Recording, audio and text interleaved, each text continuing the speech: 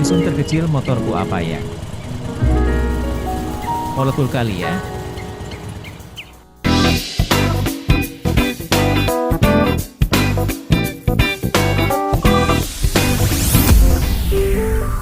Buat kalian yang belum tahu, bagian terkecil dari motor kalian, mau itu bit, mio, maupun segala sesuatu di semesta adalah atom. Kalau kalian mau tahu seberapa kecil atom itu, kita bisa bandingin sama bakteri Thiomargarita namibenensis. Di mana bakteri ini adalah bakteri terbesar yang pernah ditemukan, dan ukurannya itu kisaran segini. Kita bisa memperkirakan bahwa jumlahnya sangat besar, mungkin mencapai triliunan atom, atau bahkan lebih mengingat ukurannya yang cukup besar dan kompleksitasnya sebagai organisme hidup. Nah, kalian jadi penasaran kan siapa penemu dari atom-atom yang kita kenal sekarang? Jadi, teori atom diawali oleh tokoh pertama yang memulai perkembangan teori atom, yaitu John Dalton.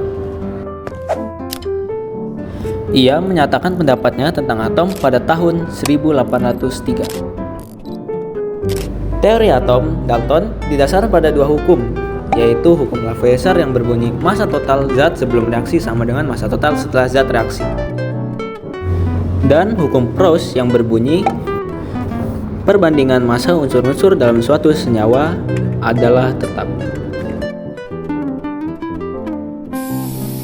Dalton berpendapat bahwa atom tidak dapat diubah, dihancurkan, atau dihasilkan melalui reaksi kimia biasa. Dalton berpikir demikian dikarenakan pada zaman itu ia masih berpikir bahwa atom adalah bahan dasar dari segala substansi di dunia. Dalam reaksi kimia, atom hanya dapat digabungkan, dipisahkan, atau diatur ulang.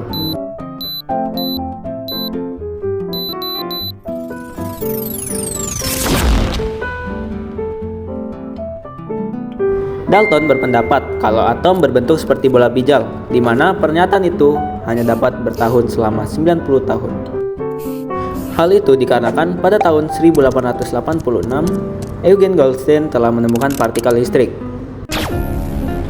yang memiliki muatan positif dan yang sekarang dikenal dengan nama proton.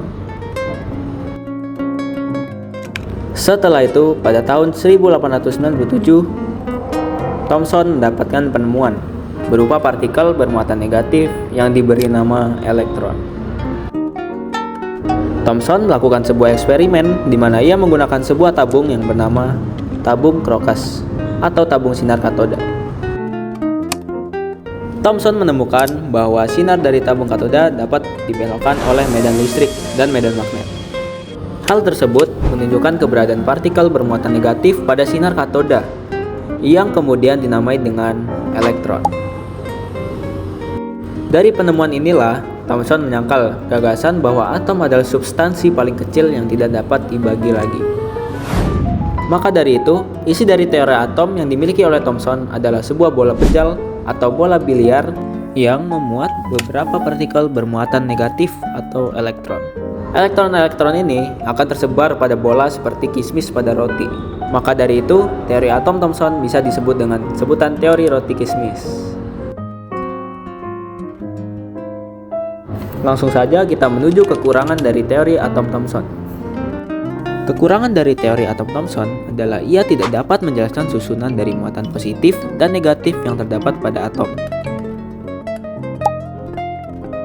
Thomson menunjukkan bahwa muatan positif tersebar secara merata pada atom seperti sup. Padahal, muatan positif berada di dalam bagian kecil di tengah atom, atau yang disebut dengan inti atom. Dan karena itulah akhirnya ada orang yang mengembangkan teori atom Thomson, yaitu Ernest Rutherford. Sebenarnya, masih banyak orang-orang hebat yang mengutarakan teori atom, seperti Niels Bohr, Werner Heisenberg, dan Erwin Schrödinger. Tetapi dua orang itu saja sudah bisa memberikan kita gambaran tentang atom. Dan terima kasih.